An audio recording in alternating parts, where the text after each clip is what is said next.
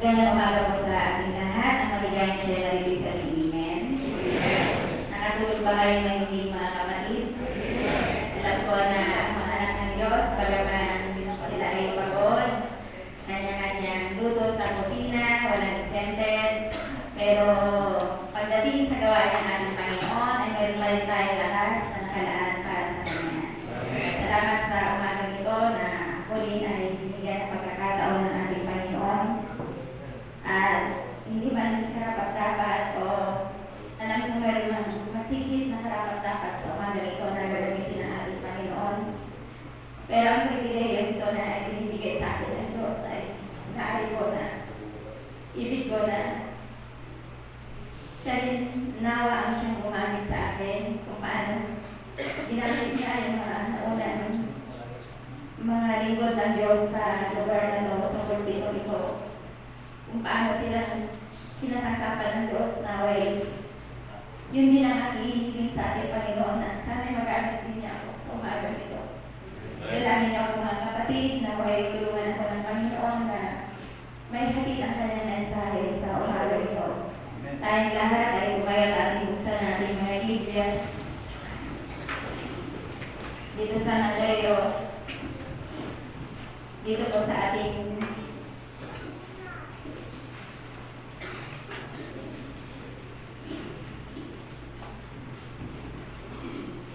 tema sa ating convention, Mateo chapter 16, verse 80. At sinasabi ko naman sa iyo na ikaw ay Pedro, at sa ibabaw ng batong ito ay itatayo ko ang aking iglesia, at ang pintuan ng Hades ay hindi magsisipanaig laban sa kanya. Tayo po'y kumalangin din natin sa pangunguna ni Brother.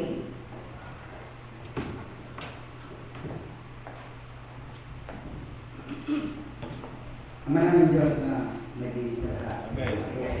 Ito, siya po ang pagkain ng aming kaluluwa sa umaga ito.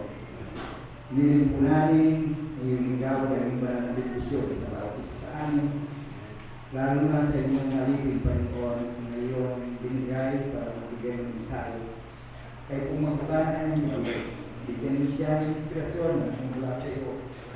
Saan kapanin niyo siya kayo sa pagkabibig po namin. Kaya kami natin convention ito, ibigyan kami lahat ng matapala. Kaya sa mga ito, may kapagdiri na naway sa kasigurahan natin gawin sa oras ito, sa araw ito. Pero, kayo ko ang natulog siya ng Panginoon. Amen. Makakarinig po tayo ng awitin na ibibigay sa ating ni Sister Sara.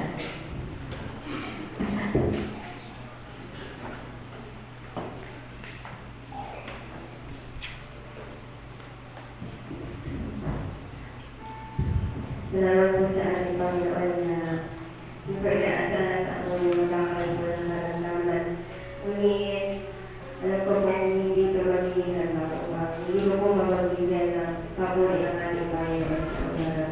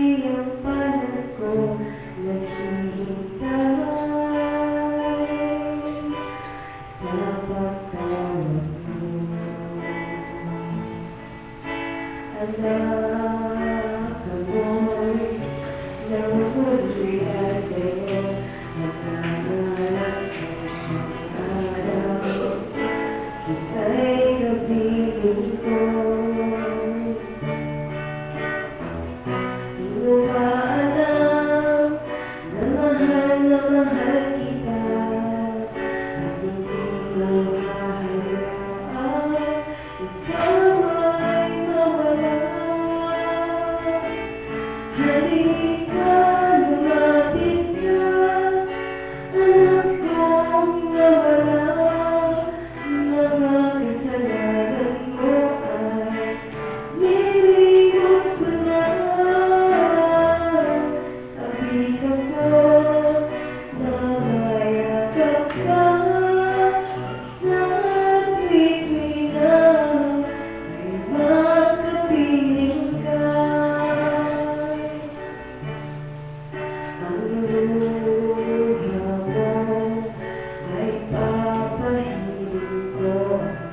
mundo ay papawiin ko.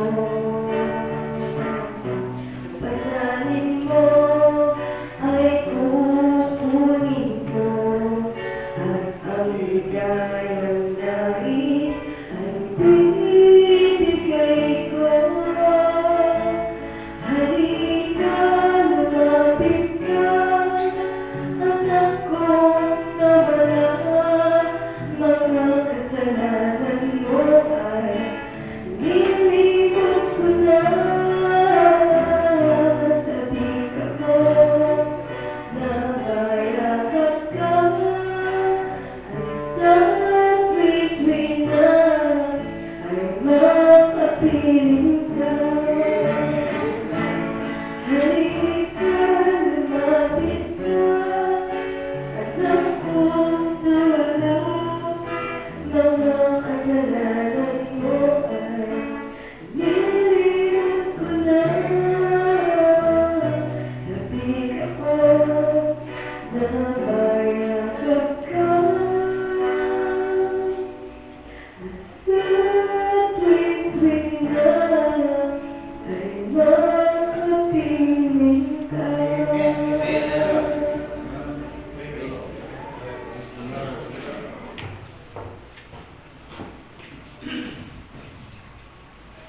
Maraming salamat sa ating Panginoon sa napakagandang mensahe ng awit iyon. Salamat na mayroon tayong Diyos na nalalapitan sa ating mga buhay. Sa panahon na kailangan natin siya ay lagi siyang nariyan, bukas yung palad niya na tayo kanyang inatanggap, tinutulungan, kung ano man yung ating mahinain, ay handang ipagkaloob sa atin ng ating Panginoon. Sa umaga ito ang ating pag-aaralan, walang iba kundi ang ating tema, the church, the victorious church. Ang iglesia ang siyang matagumpay na iglesia noong unang panahon hanggang sa panahon ito at sa mga darating pang panahon. Ang iglesia, ayon sa mga narinig na po natin, alam ko marami nang nakakaalam kung ano ang iglesia ng ating Panginoon.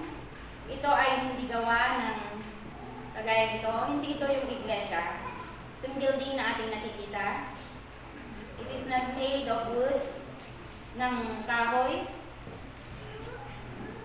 kundi ito ay kapulungan ng mga taong naligtas mula sa kasalanan, inalis ng Diyos mula sa kadiliman, at dinala sa kanyang kagilagilalas na kaliwanagan.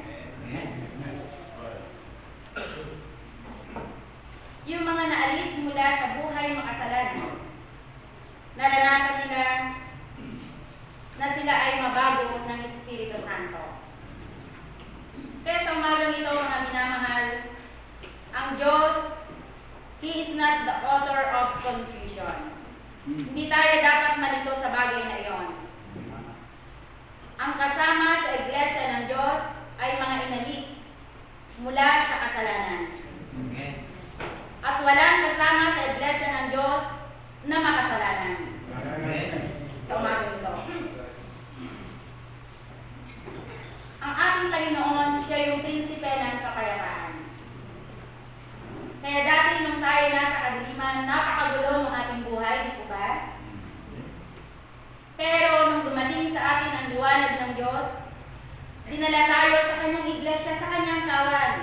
Ang iglesia ng Diyos, maraming sinisimbolo nito, sabi nga niya, tinatawag, the church symbolizes the heavenly Jerusalem, the family, ang pamilya ng Diyos.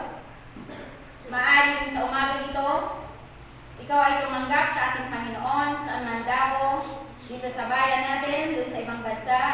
Kung ikaw ay naalis mula sa kasalanan, ikaw ay kabilang sa pamilya ng Diyos. The body of Christ, ang katawan ni Kristo, at siya ang ulo ng iglesia. City or Mount Zion. Kaya kapag ikaw ay ligtas sa umaga ito, ito yung dahilan kung bakit ikaw ay lumalakad sa liwanag o sa daan sa panintunan ng ating Panginoon sa umaga ito. Kaya hindi lang yung dahilan kung bakit ikaw ay narito.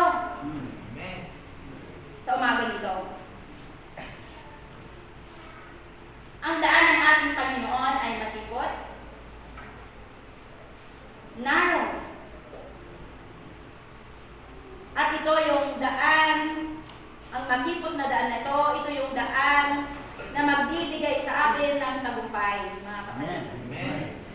Bakit? Sapagkat maluwang ang daan ng pagkapahama at marami ang doon ay nagsisilakad. Subalit salamat sa ating Panginoon sa umaga ito na tayo mula sa maluwang na daan, dinala tayo sa makipot na daan ng ating Panginoon.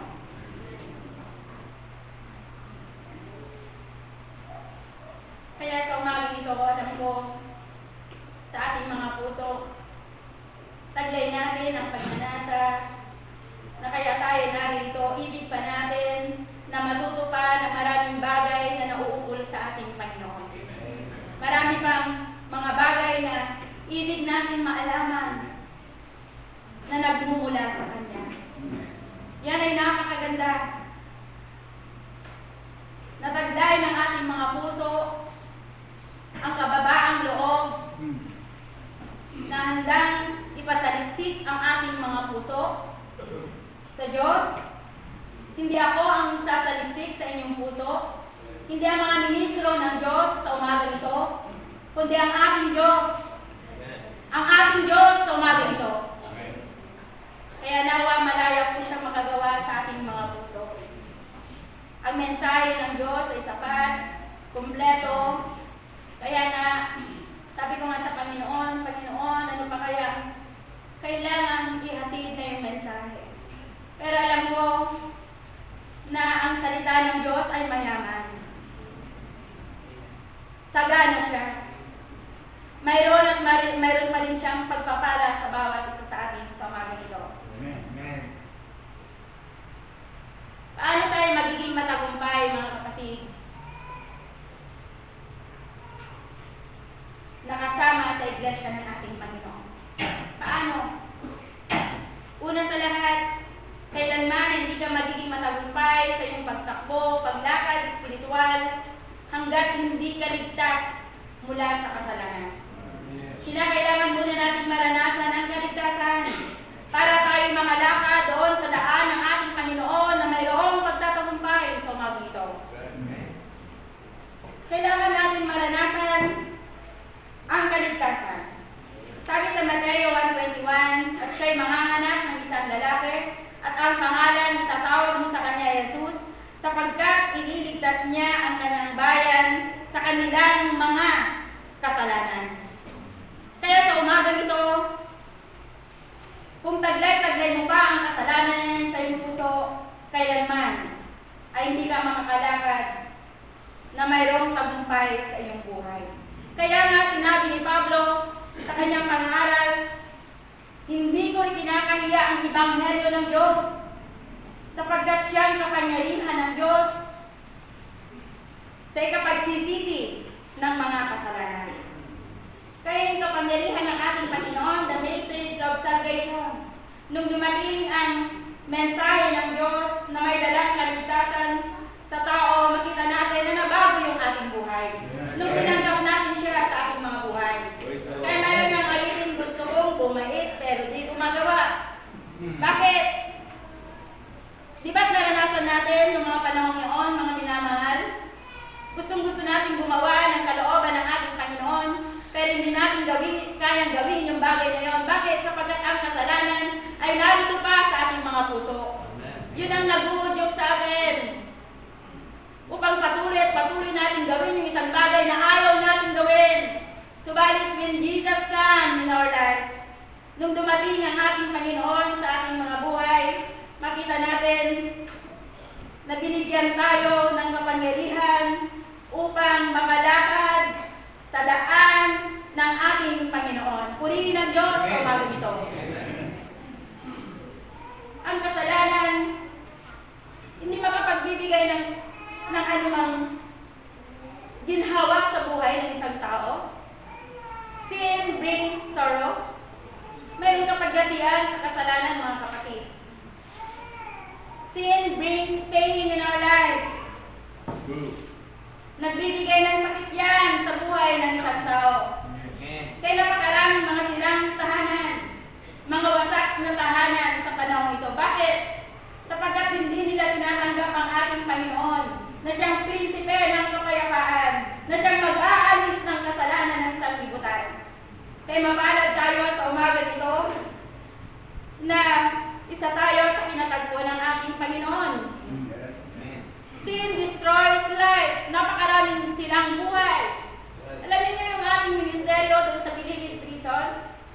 sa munting lupa.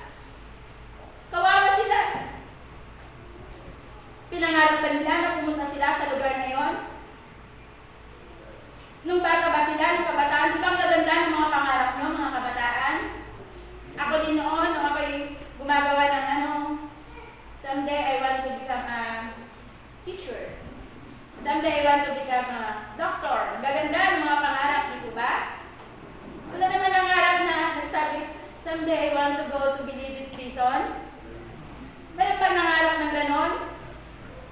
Di po ba ang hangarin ng bawat isa mula sa kanyang kabataan, gusto rin niya na maiangat ang kanyang buhay. Subalit dahil sa kasalanan, sinira ng diablo ang buhay ng isang tao. Subalit dahil sa pagmamahal ng Diyos sa umaga ito, pwede na yung magulong buhay, wasak na buhay, pwedeng ayusin ng ating Panginoon upang siya'y makalakad na mayroong tagumpay sa harapan ng ating Panginoon. Salamat yan ang ginawa niya sa iyo at sa aking sumbahan. Salamat sa mga old minister of the Church of God sa umaga ito. Dapat natin silang pasalamatan. Yung mga walang sawang nagdadala sa atin ng mabuting balita. Sa umaga ito. Buong buhay ko, pinasasalamatan ko sila. Lahat ng mga ministro na ginamit ng Panginoon, sa lahat ng mga anak ng Diyos na nagpapatuloy hanggang sa oras na ito. Kayo ay blessing sa akin. Sa kagalakan na kayo kasama. Sa napakagandang pamilya ng Diyos, yung malakad na nagtatagumpay sa umaga.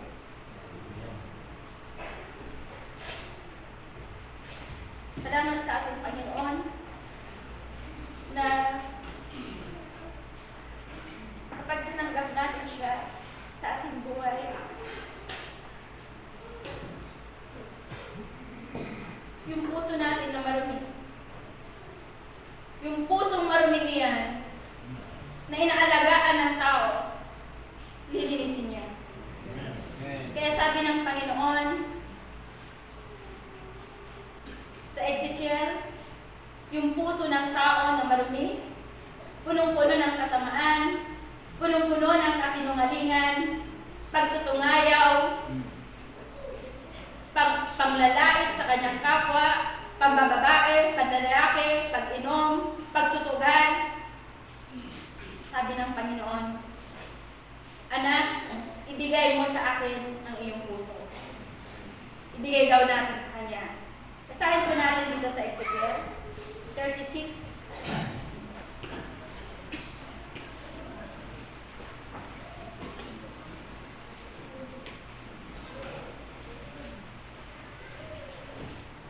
Verse 26. Bibigyan ko rin naman kayo ng bagong puso, at lalagyan ko ang loob ninyo ng bagong diwa, at aking aalisin ang batong puso sa inyong katawan, at aking bibigyan kayo ng pusong laman. A new heart also will I give you, and a new spirit will I put within you, and I will take away the stony heart out of your flesh, and I will give you a heart of flesh. Yan ang gagawin ng ating Panginoon sa umaga ito. Kaya yung evil heart na yan, yung maruming puso na yan, impure, sabi niya, means sinful, not clean, marumi, at kailanman hindi yan titirahan ng ating Panginoon sa umaga ito. Kaya sabi niya, yung pusong marumi na yan, sabi ng Diyos, ibigay mo sa akin ang iyong puso. Yung maruming puso, ibigay mo sa akin, magpapalitan kayo ng Panginoon. Sabi niya, papalitan niya. Yung maruming puso, gagawin niyang malinis. Gagawin niyang bago. Amen? Amen. Yan ang gagawin ng ating Panginoon. Kung isusurinder mo sa ating Panginoon ang iyong puso. Sino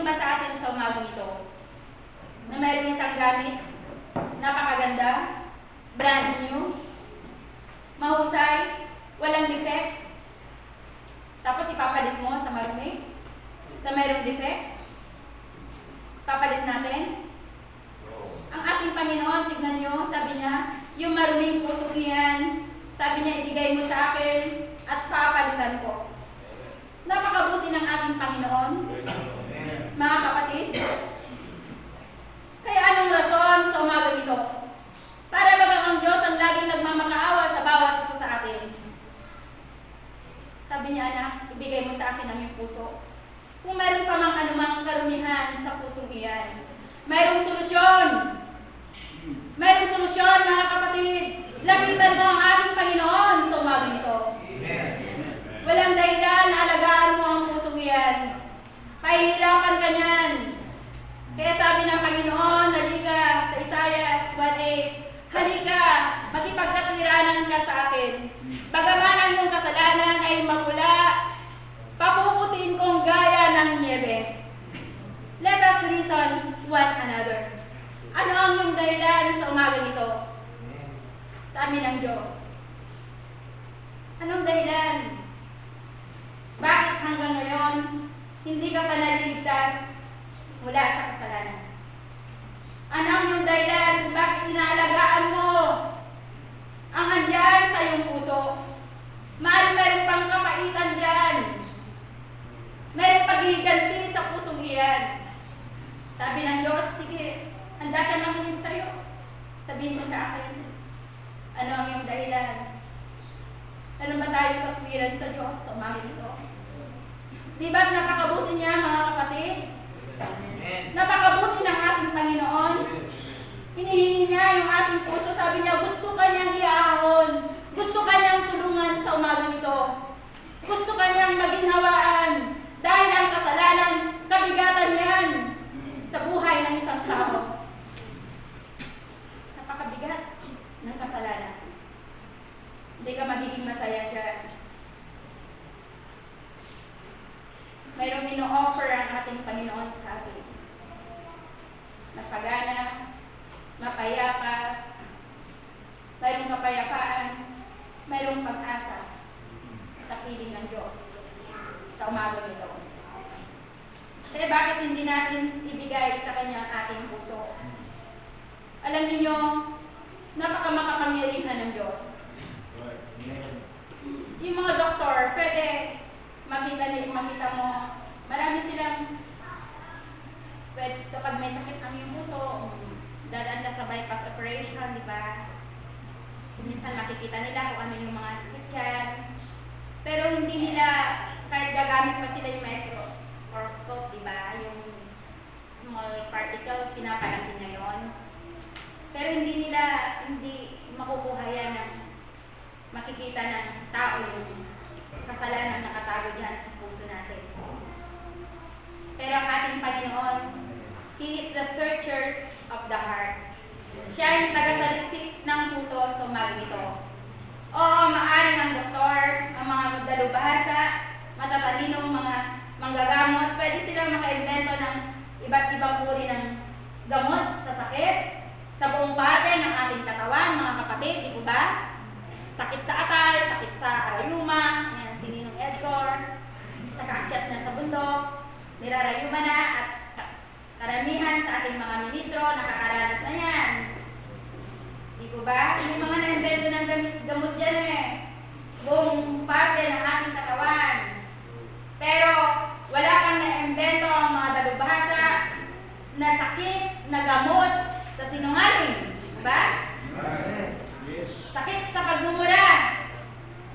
Sakit sa pagtutungayaw. Sakit sa pagkagahaman sa sugal, sa alak,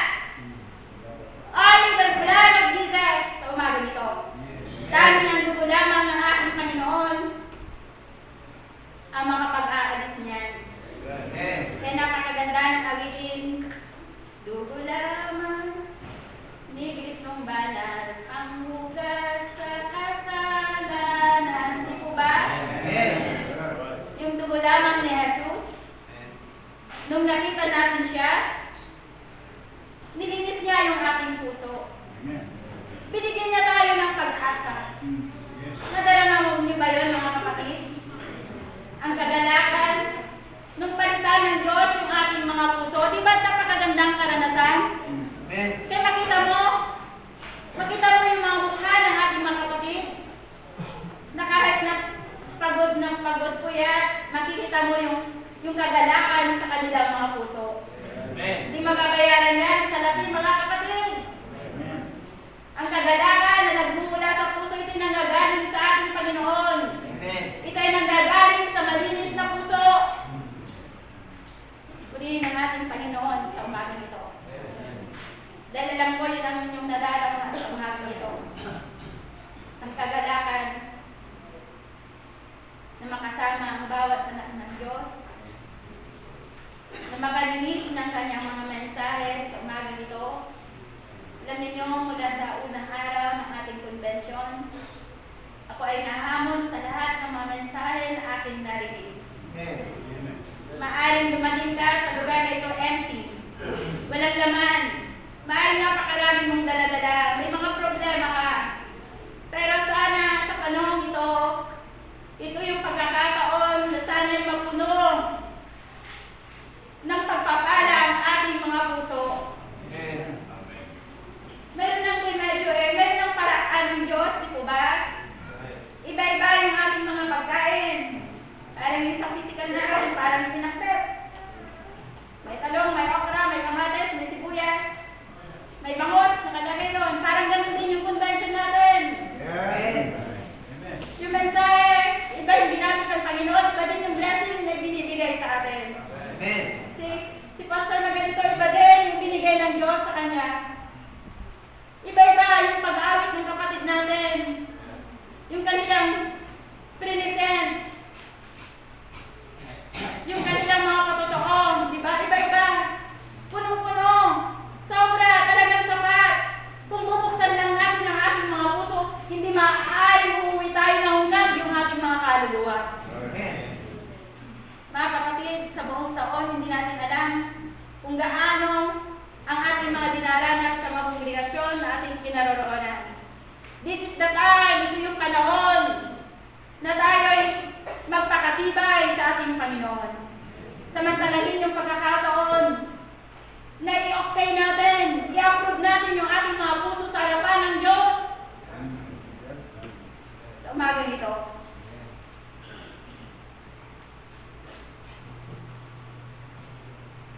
Salamat sa ating Panginoon na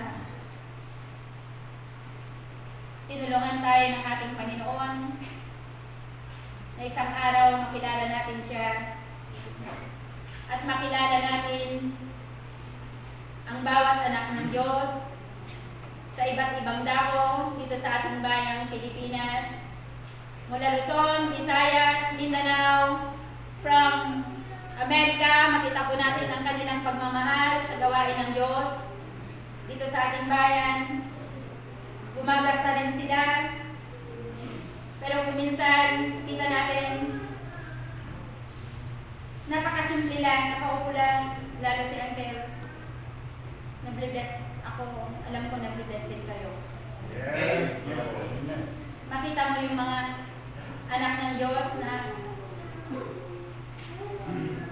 handang makipag-fellowship sa atin. Yung pinapahalagahan yung matamis na pakikisama ng mga anak ng Diyos. Kaya nung tayo naligtas mula sa kasalanan, meron na po tayong tagumpay. Pero hindi pa nalulubos, mga kapatid. Kinakailangan pa lubusan. We must be cleansed from the root of sin. Yes. That is the native depravity, original sin. Kay Byron, sabi niya, that is the Adamic nature or carnal nature. Alam niyo, kapag hindi pa na lubusang nalinis ang puso ng tao, parang yung makinang napakaingay. Yung makina na walang langis, di po ba napakaingay noon? Laging mayroong problema. Konting bagay lang, pinapalaki. Bakit? Andun pa yung karnalidad. Andun pa yung pride. Andun pa yung kataasan. Andun pa yung sarili ang ibig na makita. Ibig ng Panginoon, mapagtagumpayan natin yung bagay na yun. Ibig ng Diyos na maalis yung umiinis na yan sa puso natin.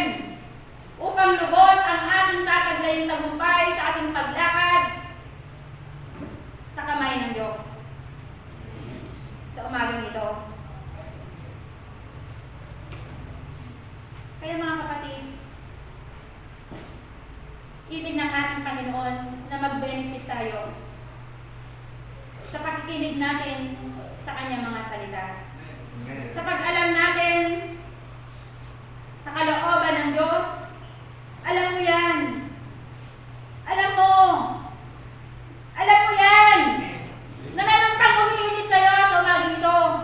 Na hindi ka malubos na maligaya sa iyong ginagawang paglilingkod sa ating Panginoon. Kaya pumunta ka dito kung taglay-taglay mo pa yan, ilapit mo yan sa ating Panginoon. Lugi ka, kapatid. Napakalayo ng iyong pinanggalingan. Namasahe ka para pumunta sa lugar nito. Tapos, yung karnalidad mo, iuwi mo pa rin doon, yung kasungitan mo, yung pride mo, yung kayabangan mo, dadalhin mo pa rin doon. Iwanan mo na. Ibigay mo na sa ating Panginoon sa umaga ito. May solusyon yan. Ilapit mo yan sa ating Panginoon. Kaya mga kapatid, ibig ng Diyos na malubos yung ating kagalakan sa ating paglilingkod sa Kanya. Kaya napakaganda ng motto, sabi niya, no regret, no retreat, no surrender. Sana dumating na tayo sa point na yon, na sa ating puso, ayaw na natin sumurrender sa ating pakikipagbaka sa ating Panginoon. Ibig na natin na magpatuloy. Kaya mga kapatid, hindi ito yung panahon na tayo magbalat kayo sa ating kalagayan. Hindi ito yung panahon na magsuot tayo ng ating mga maskara. Na ipakita natin na tayo nalinis, pero hindi naman pala nalinis yung ating mga puso. Tanggalin natin mga maskara yan.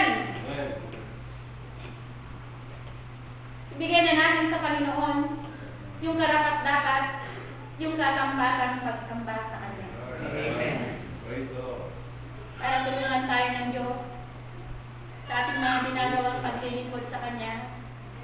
Napakaraming mga pagsubok, mga kapatid. Kung hindi nalinis yung ating puso, paano tayo magtatagumpay sa bawat araw? Kaya alam niyo, bago dumating ang conversion ito, alam ko nagagalak din ang yung mga puso. Bakit? Kasi makita mo yung kapatid mo, isang taon yung iba, hindi natin sila nakita. Yung iba, 3 months. Iba, 6 na buwan. Pero salamat sa Diyos, andyan pa rin sila. Bakit? Anong dahilan? Dahil lubusan nilang iniaala yung kanilang buhay sa Panginoon. Ayaw ba natin na tayo maging instrumento ng Diyos sa umaga nito, sa Kanyang kapayapaan? To promote God's kingdom dito sa ating bayang Pilipinas, mga kapatid.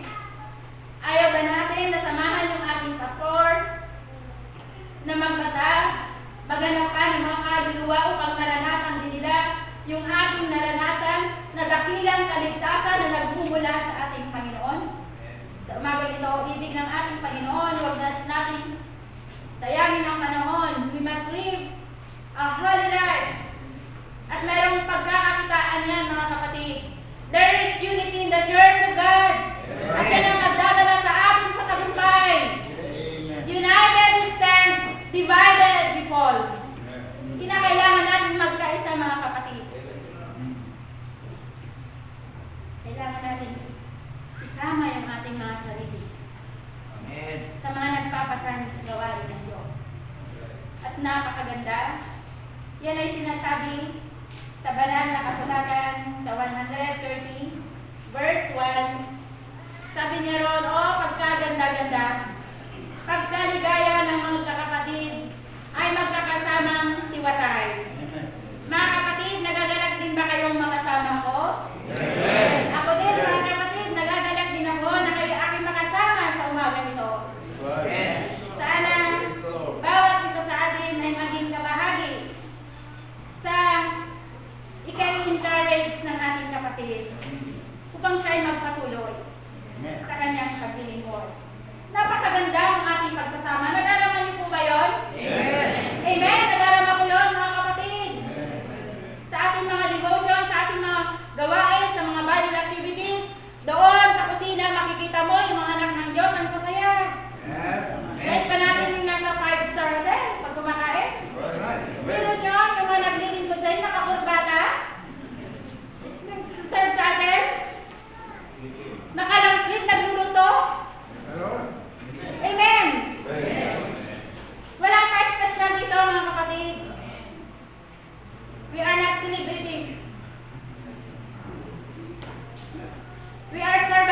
of the living God. Hindi tayo pumunta rito para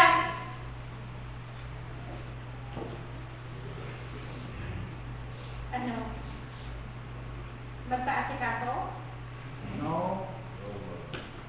Habang busy yung lahat, palakad-lakad? Isama naman natin yung ating kamay. Salamat sa Diyos, nakita ko yun. Kung mayroon man hindi sinasama ang kanilang mga effort para lalong mapagaan yung gawain, maaaring mayroon pang problema. Mayroon pang problema. Dahil makita mo, di ba kayo nag-ibes? Kahit yung mga pastor ninyo, nakita nyo naghuhugas ng pinggan? Nagluluto? May mga professional dyan, pero hindi nila inaano yung kanilang identity. Ako, ganito ako, hindi pwedeng. Kayo na lang dyan, kayo mga nanay na lang. Kayo na lang mga tatay dyan, magluluto. Makikita mo, kahit na yung mga kamay ay malambot, pero nung tumanggap sa ating Panginoon, ginawang masipag yan. Amen. Praise the Lord. Napakasarap maglingkod sa ating mga kapatid. Amen. Lalo na kapag sila'y kumakain, nakangiti. Dahil yung mga nagsiserve nakangiti. Hindi dahil sa pagod na, ano na, pagod na ako, huwag na kayong umiti sa akin. Dahil ang karapatang umiti, yung mga kakain. Pero salamat na darama natin na kahit pagod na yung mga kapatid na nagsiserve sa atin, may effort pa rin sila para ibigay ang kanilang mga ngiti. Amen. Kaya yan ang napakaganda sa iglesia ng ating Panginoon. There's unity. Mayroong pagkakaisa sa umaga nito. Kaya mga kapatid, ibig ng ating Panginoon, nasa ating paglakad spiritual, laging nakahanda yung ating mga puso. Sa umagang ito, open ba yung heart natin? Amen. Nakahanda kang tumanggap yung ating mga puso. Sino man ang gagamitin ng Diyos? Mas bata man sa atin, mga kapatid. Ako nung nalaman ko na ako yung tatayo sa pagpinito, Panginoon, sabi ko, marami pang masigit na karapat-dapat sa akin. Nagsusumama ko sa Diyos. Sana gamitin mo din ako sa anumang paraan. At alam mong yung puso natin sa umaga nito ay bukas din na tumanggap kung ano man yung blessing na maaaring ipagkaloob sa atin ng Diyos. Huwag natin sarahan yan, mga kapatid. Alam ko sa anumang paraan kumikilos ang ating Panginoon. Kaya nawa, huwag natin pabayaan na lumagpas yung mga pagkakataon na hinihimo ka ng Diyos. Anak, ibigay mo sa akin ang iyong puso. Ibigay mo sa akin ang iyong kabigatan. Ibigay mo. Kapatid, ibigay mo sa Kanya sa umaga nito. Amen. Kaya sabi niya yung characteristics ng lubusan na mabanal, meron siyang self-control spirit. Yung spiritual control yan ng ating Panginoon. Doon sa Philippians chapter 4, verse 5 to 6.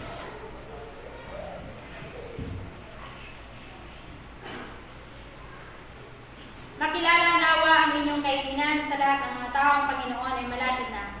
Huwag kayong mga balisa sa anumang bagay, kundi sa lahat ng mga bagay sa pamamagitan ng panalangin at daing ay magpasalamat at ipakilala ninyo ang inyong kahilingan sa Diyos.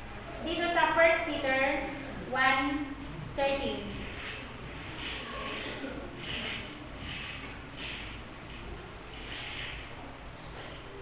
Kaya't inyong digpisan ang baywang ng inyong pag-iisip, na maging mapagpigil kayo sa inyong ilagak na lubos ang inyong pag-asa sa biyayang dadalhin sa inyo sa pagkahayag ng Panginoong Jesucristo.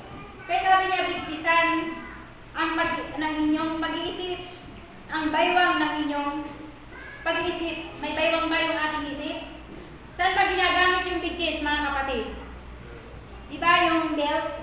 Kapag maluwang ang iyong pantalon, bibigkisan mo yan para hindi malaglag, di ba? Kaya sabi ng ating Panginoon, yung ating kaisipan, control yan ng ating Panginoon. Kinokontrol tayo, yung lubusang nilinis ng ating Panginoon. Sila yung mga ang ating Panginoon ang kumokontrol sa kanila. Hindi ito nakukuha sa maraming training, sa mataas na edukasyon.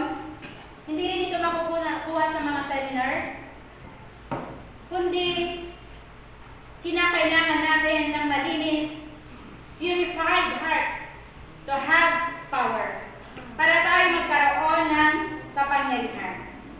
Bibigyan din tayo ng ating Panginoon kapag tayo nilinis niya ng humble heart, mababang puso sa umaga nito.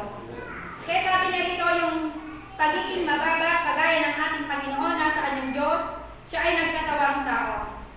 Kaya nga kapag ang isang Kristiyano ay naranasan na niya ang lubusang mapabanal, ano siya?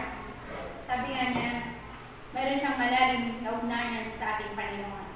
Hindi imitation lang, hindi gaya-gaya mga kapatid. Kaya sabi nga sa isang quotation, an empty vessel makes the loudest sound. Loudest sound. Makita mo yung may malalim na ugnayan sa ating Panginoon. Nagiging mapanalangin din siya, mga kapatid. Amen? Lalo din siyang nagiging malapit sa ating Panginoon sa pananalangin. Mayroon siyang pusong mababa sa harapan ng Diyos. Hindi natin hinahanap sa ating mga paglilingkod na tayo aprobahan ng sino mang tao. It's not man's approval, but God's approval in our life. We are not pleasers of men. Hindi tayo kailanman tinawag ng Diyos para magbigay lugod sa sino mang tao. Kaya kung yun pa ang iyong karanasan sa umagang ito, mga kapatid, nawa tulungan tayo ng Diyos. Tulungan ka ng Diyos. Panginoon, ito pa yung aking kalagayan. Ibig ng Panginoon na magkaroon ka ng pusong mapagmahal, alawing disposition.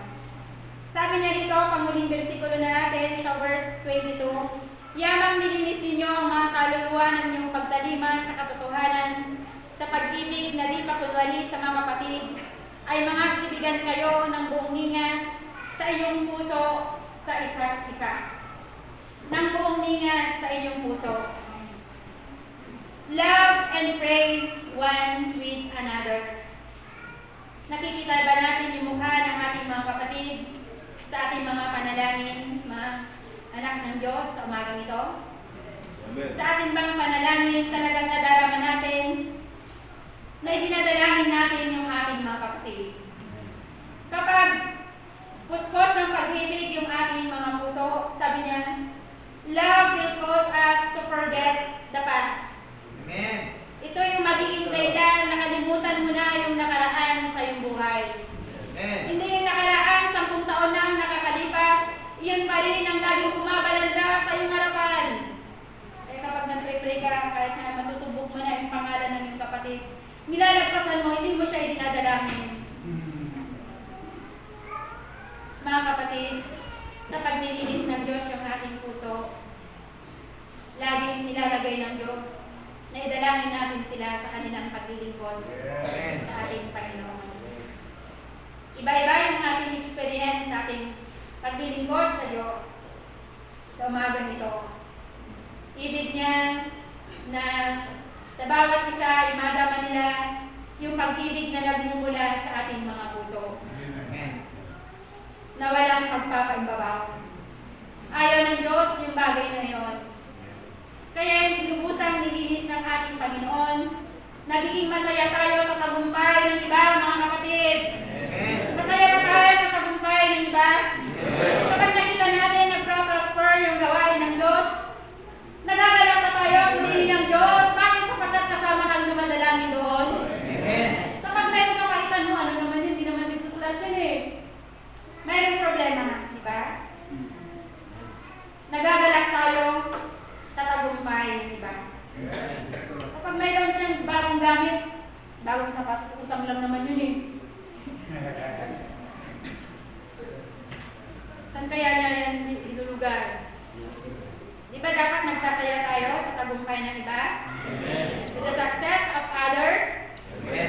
Kapag nakabili siya ng second hand na sasakyan, purihin ng Diyos, alam ninyo, yung mga sasakyan natin, minsan capacity lang 10, nagiging 20. Naglabas sa kala nila, darating, ilan lang yung darating, naglabasan hanggang mayroong may sisiksik.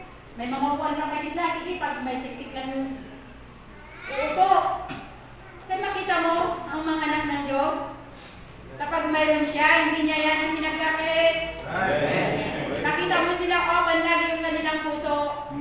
Pero hindi nila pinagkakait na yung bagay na yun.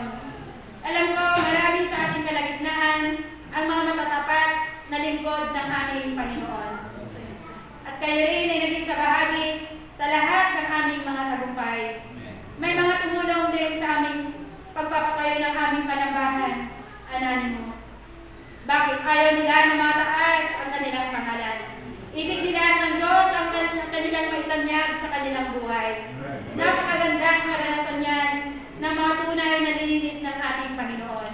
Kaya sa umaga nito mga kapatid, ibig ng ating Panginoon, sabi nga sa awitin, kalimutan na natin yung nakaraan. I'm free, sabi nga sa awitin, from the guilt of the past, the fear of tomorrow.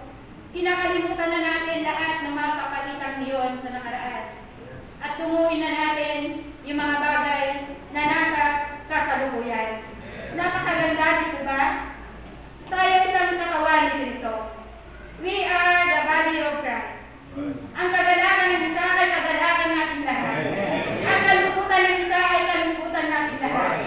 Kaya alam niyo, tunulad tayo sa mga sundalo ng ating Panginoon, di po ba? Bakit kaya, sabi ko, minimeditate ko, bakit kayo mga sundalo, ang tawag nila sa kanilang kapwa sundalo body? Bakit body?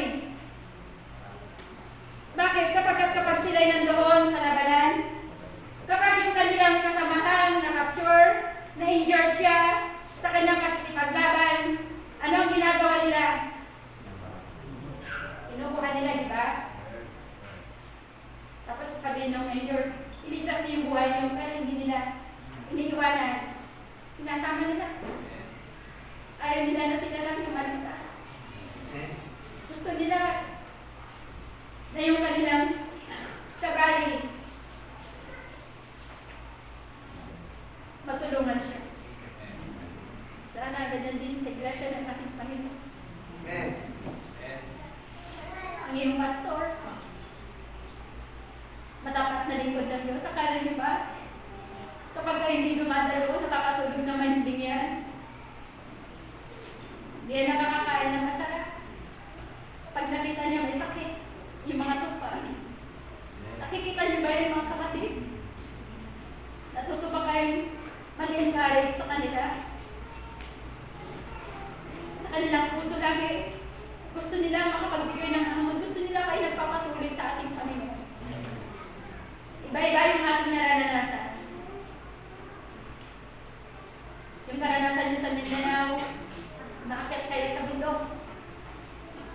Dito sa Kapatagan, Luzon, Visayas, doon sa iba't ibang dako na ating pinaglilingkuran.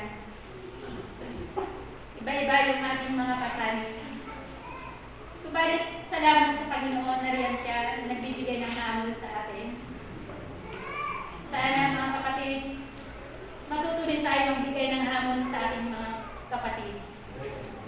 Sa bawat anak ng Diyos, malit man yan, simpleng Kristiyano man yan, marami rin niyang binabatang mga problema. Yung mga ministro natin, gumagawa minsan, bumibiyahe, iniiwan ng kanilang pamilya. Subukan ba natin minsan, ito, pang-merienda po ninyo? Bagaman hindi sila naghahanap, pero gumagawa sila sa pamamagitan ng pag-ibig. Iba rin yung karanasan namin dito sa Metro Manila. Hindi kami lumalakad ng malayo. Kapag na-traffic ka naman, 2 oras na biyahe mo, aamuyin ko lahat ng limang oras. Iba-iba yung karanasan natin. Pero alam niyo, ang malingkod ng ating Panginoon, hindi mo sila makikita nagre-reklamo. Hindi sinabasa nila lahat ang mga bagay na yun. Bakit? Dahil sa pag-ibig ng ating Panginoon. Hindi naman natin kayang gawin yung bagay na ito, mga kapatid eh. Hindi tayo tutulungan ng Diyos. Ministeryo nga namin sa Bilibid Prison. Pag ikaw'y tumayo sa lugar na yun, kita mo yung mga kusakan. Habang nangangaral sila, nakatitig sa'yo.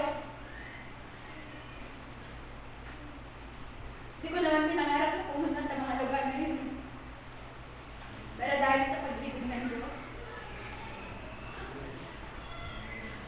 sabi nga, you can stop showing mercy on others when God stop showing mercy on us.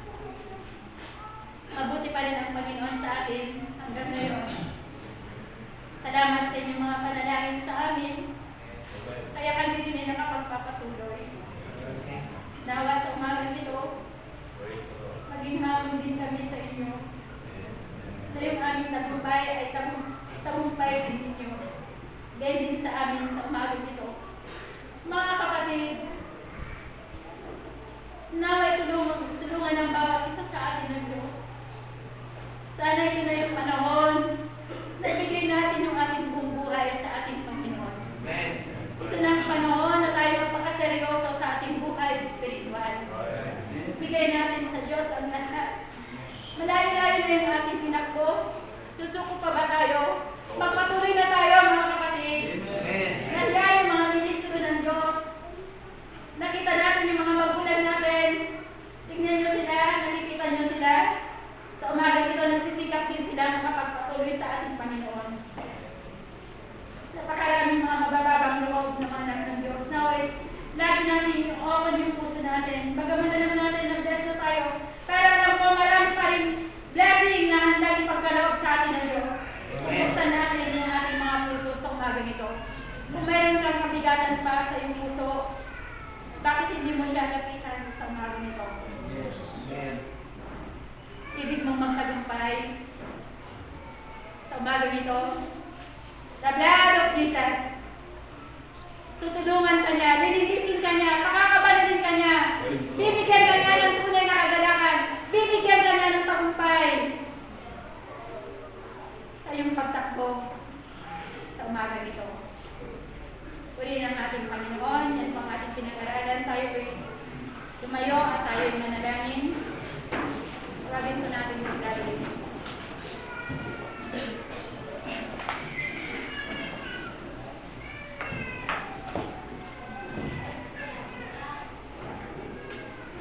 Kapatid, ay naniniwala sa mga oras dito ay ang nagawa ng Diyos sa ating mga puso.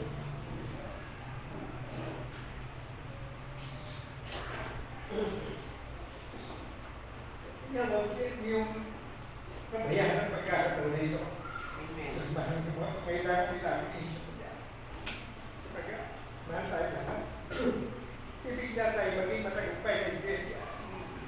Yung sa Pilipinas. Lagi tayo maging nababa at naboba. Kung ano ba ang mensahe na ibig ng Diyos na igawan sa akin. Kung ano ba natin mapakailangan. Praise the Lord.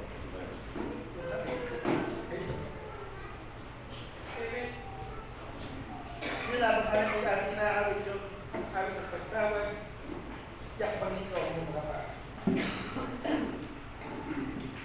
Wala tayong pwedeng itago sa ating nalalapit na kung ano sa ating kalagayan, sa ating mga tao. Ibig niya, pulutin niya ng pagpapalayo.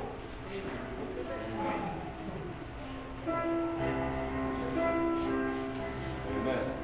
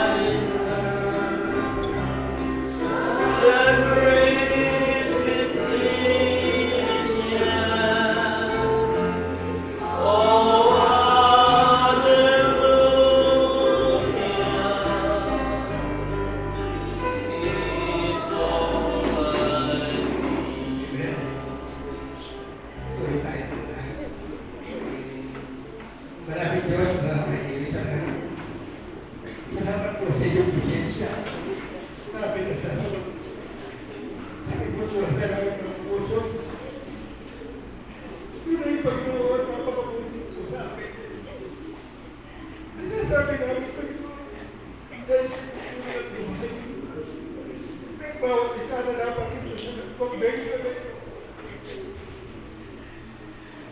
Uy, Panginoon na taglay-taglay, Panginoon ang tagumpay ng bawat isa. Kaya salamat. Salamat po, Panginoon, na makaputi mo sa akin. Kaya sa oras na ito ang pagdadalangin, kung mayroon pang nalalabis, Panginoon ay hindi po ginamit ang kanyang sarili. Ito wala ang pagkakas ito, Panginoon, pag pinapitan ka. Natulog siya sa iyo, Panginoon. Nagtang sa kayo, Panginoon. Sa kanyang pag-uwi, paglapas ng aming convention, dala-dala niyo, Panginoon, ang pagpapala, espiritual, at kayo masasabi sa kanyang buhay na tunay ka na wala nang pinakamaligayang buhay kung siya pumikit sa iyo. Kaya sa oras na ito, kung bawat isa natin na lumapit sa iyo, kung po sila lalong magtagumpay sa kanilang mga buhay. Yung manatalang hiningi sa iyo, kaya kung nakakalang Panginoon, kung sino magpasalamat, salubatan ka, sa kaputihan mo kitilawat sa kanila sa oras ito. Sa pangalan po ni Jesus, kaya kayo.